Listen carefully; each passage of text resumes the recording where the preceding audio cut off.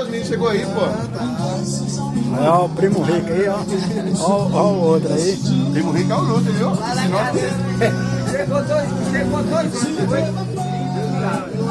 Aí os caras vão fazer parte do canal. Aí a gente vai tá aqui discutindo sobre a questão do rosto do Guinho, ó. Se parece com a foto que ele postou no grupo. Aí o nego tá feio, viu, velho? Aqui é o pontinho nosso aqui, ó. Aí a churrasqueira é tudo nossa aí, ó. Aqui é tudo. Aí é o Playboy, o modinha. É isso aí, ó, os primos ricos. E o canal em breve vem aí, viu? Pau mandado, ó. Novo pau mandado agora, ó. Novo pau mandado. É, novo pau mandado. Falar nisso, você falou pro Lulu. Você não tem vergonha de dar um queijo desse.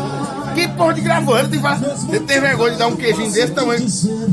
Quando ele chegou, que a mulher dele tava esparramada no chão lá e mostrou o queijo, ele fez assim, ó. Ele fez assim. Melhor continuar cheirando o chibio da mulher, que tá mais gostoso. Aí, mas a história do queijo aí, deixa eu falar aí, viu? A história do queijo aí, o modinho aí que vocês estão vendo aí, o modinha falou pra mim que o queijo era pequeno e que ele não tava só. Mas adivinha com quem é que o modinha tava? O Jorge e o sobrinho do nego. Aí o Jorge estava em São Paulo. Aí eles estão comendo queijo no Piquim. O Jorge veio buscar o queijo aí. O Jorge chegou lá em casa. Não, o Jorge chegou lá em casa. Olha o jeito do Jorge.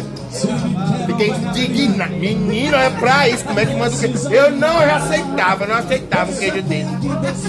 Aí o queijo. Ele achou pouco. Aí o queijo que o Guinho teve que comer, aí botava na boca do Jorge, aí ele ia pegando na boca do Jorge, uma putaria, velho, não deu pra acreditar.